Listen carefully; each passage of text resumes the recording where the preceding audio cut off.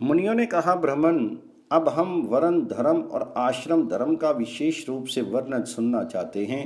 विप्रवर, अब उसी का वर्णन कीजिए।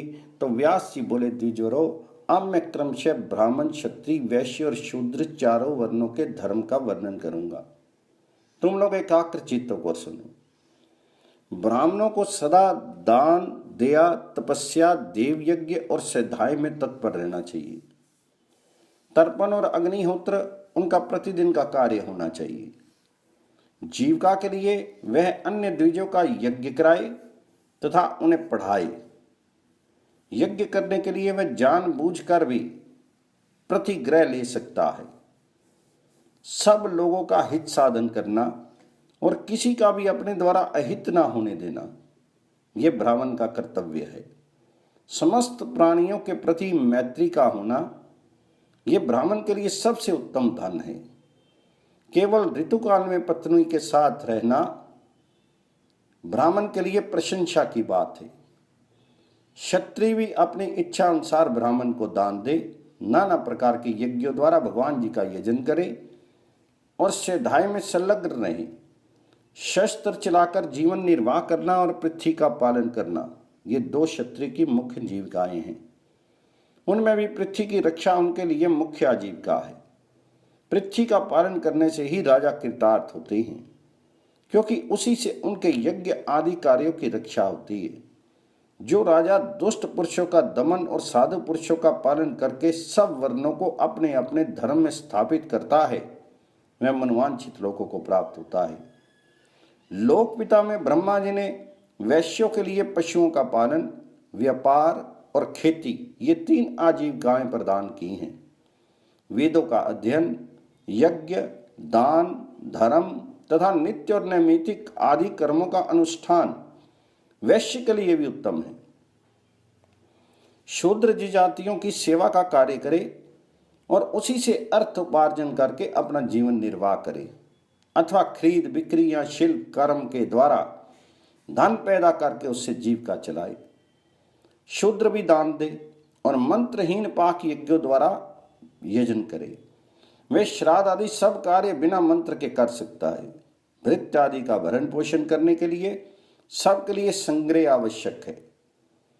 ऋतुकाल के समय अपनी पत्नी के पास जाना, सब प्राणियों के प्रति दया भाव रखना, शीत उष्ण आदि द्वंद्वों को सहन करना, अभिमान नहीं रखना, सत्य बोलना, पवित्रतापूर्वक का रहना, किसी को कष्ट नहीं पहुंचाना, सबका मंगल करना, प्रिय वचन बोलना, सबके प्रति मैत्री का भाव रखना, किसी वस्तु की कामना नहीं करना, कृपणता नहीं करना तथा किसी के भी दोष नहीं देखना, ये सभी वर्णों के लिए सामान्य रूप से उत्तम गुण बताए गए हैं। चारों आश्रमों के लिए भी ये सामान्य गुण हैं। ब्राह्मणों, अब ब्राह्मण आदि वर्णों के उपधर्म बतलाए जाते हैं। आपत्ति काल में ब्राह्मण के लिए क्षत्रिय का कर्म, क्षत्रियों के लिए वैश्य का कर्म और वैश्य और क्षत्रिय दोनों के लिए शूद्र का कर्म कर्तव्य बताया गया है। सामर्थ्य रहते इन दोनों को शूद्र का कर्म नहीं करना चाहिए, परंतु आपत्ति काल में वही कर्तव्य हो जाता है। आपत्ति ना होने पर कर्म संकर कदापि नहीं करे। ब्राह्मणों, इस प्रकार मैंने वर्ण धर्म का वर्णन किया। अब आश्रम धर्म का भली भांति वर्णन करता हूं, सुनो। उपनयन संस्कार होने पर ब्रह्मचारी बालक एकाग्रचित होकर गुरु के घर पर रहते हुए वेदों का अध्ययन करे, शौच और सदाचार का पालन करते हुए गुरु की सेवा करे, पवित्र बुद्धि से व्रत के पालन पूर्वक वेदों की शिक्षा ग्रहण करे, दोनों संध्याओं के समय एकाग्रचित होकर सूर्य उपस्थान, अग्निहोत्र और गुरु का अभिवादन करे। गुरुदेव खड़े हो तो स्वयं भी खड़ा रहे, वे जाते हो तो पीछे पीछे जाए, वे बैठे हो तो उनसे नीचे आसन पर बैठे। शिष्य को चाहिए कि वह गुरु के विपरीत कोई आचरण नहीं करे। उन्हीं की आज्ञा से उनके सामने बैठकर एकाग्रचित से वेद का अध्ययन करे। गुरु का उपदेश मिलने पर भिक्षा का अन्न ग्रहण करे। जब आचार्य पहले स्नान कर ले तो स्वयं जल में प्रवेश करके अवगाहन करे। प्रतिदिन प्रातःकाल आचार्य के लिए समिधा और जल आदि ले आए। जब ग्रहण करने के योग्य वेदों का पूर्ण रूप से अध्ययन कर ले, तब विद्वान पुरुष गुरु दक्षिणा देकर गुरु की आज्ञा लेकर गृहस्थ आश्रम में प्रवेश करे। विधि पूर्वक योग्य स्त्री से विवाह करके अपने वर्णोचित कर्म द्वारा धन का उपार्जन करे और उसी के से यथाशक्ति गृहस्थ का सारा कार्य पूर्ण करे। श्राद्ध के द्वारा पितरों को, यज्ञ के द्वारा देवताओं को, अन्न से अतिथियों को, स्वाध्याय से मुनियों को, संतान उत्पादन से प्रजापति को, बलि वैश्य देव से संपूर्ण भूतों को और सत्य वचन के द्वारा संपूर्ण जगत का पूजन करे। ऐसा करने वाला पुरुष अपने कर्मों द्वारा उपार्जित उत्तम लोक में जाता है। भिक्षा पर निर्वाह करने वाले सन्यासी और ब्रह्मचारी भी गृहस्थों के ही अवलंबन से रहते हैं और गृहस्थ आश्रम श्रेष्ठ माना गया है। जो ब्राह्मण वेद अध्ययन, तीर्थ स्थान और पृथ्वी के दर्शन के लिए भूतल पर भ्रमण करते हैं, जिनका कोई घर नहीं है, जो प्रायः निराहार रहते हैं और जहां संध्या हो गई वहीं डेरा डाल लेते हैं, ऐसे लोगों का सहारा और आधार गृहस्थी है। पूर्वोक्त द्विज जब घर पर पधारे तो मधुर वाणी से सदा उनका स्वागत सत्कार करना चाहिए। उन्हें शैया, आसन और भोजन देना चाहिए। जिनके घर से अतिथि निराश होकर लौटता है, वे उसे अपना पाप देकर बदले में उसका पुण्य लेकर चला जाता है। गृहस्थ पुरुष में दूसरों के प्रति अवहेलना, अपने में अहंकार, दंभ, परनिंदा, दूसरों पर चोट करने की प्रवृत्ति और कटु वचन बोलने का स्वभाव होना अच्छा नहीं माना गया है। जो गृहस्थ इस प्रकार से उत्तम विधि का पालन करता है, वे सब प्रकार के बंधनों से मुक्त होकर उत्तम लोकों में जाता है। गृहस्थ पुरुष बुढ़ापा आने पर अपनी स्त्री का भार पुत्रों को सौंप दे और स्वयं तपस्या के लिए वन में चला जाए, अथवा स्त्री को भी साथ ही लेता जाए। वहां पत्तियां, मूल और फल आदि का आहार करते हुए पृथ्वी पर शयन करे। सिर के बाल, दाढ़ी और मूछ न कटावे। वानप्रस्थ मुनि के लिए सब लोग अतिथि हैं। वे मृगचरम, काश और कुश आदि के कौपीन एवं चादर धारण करे। उनके लिए तीनों समय स्नान करना उत्तम माना गया है।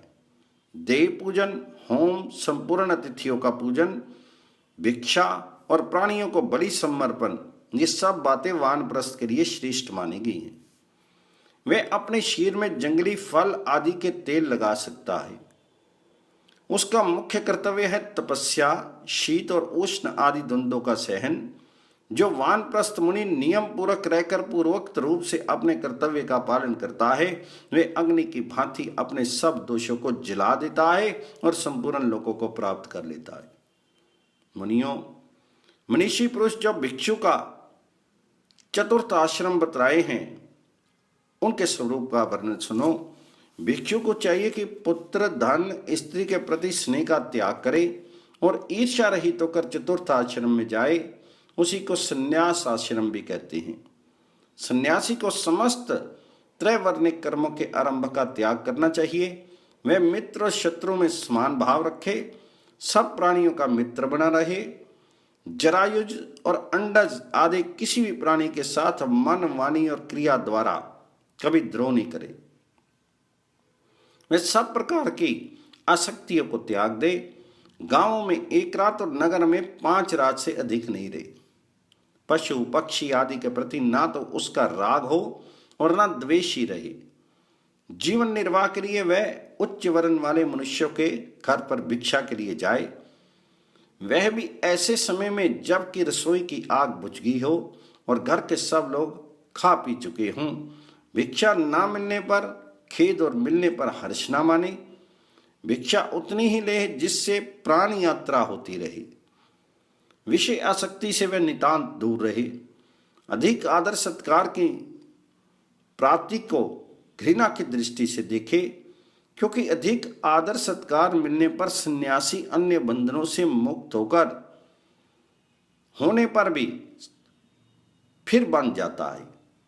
काम, क्रोध, दर्प, लोभ और मोह आदि जितने दोष हैं, उन सब का त्याग करके सन्यासी ममता रहित होकर सर्वत्र विचरता रहे।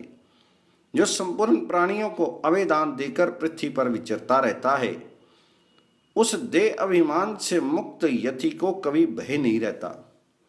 जो ब्राह्मण अग्निहोत्र का भावना द्वारा शील में स्थापित करके अपने मुख में भिक्षा पात्र अग्नि रूपी हविष्य डालकर उस श्रीरस्त अग्नि को आहुति देता है, वह उस संचित अग्नि के द्वारा उत्तम लोकों में जाता है।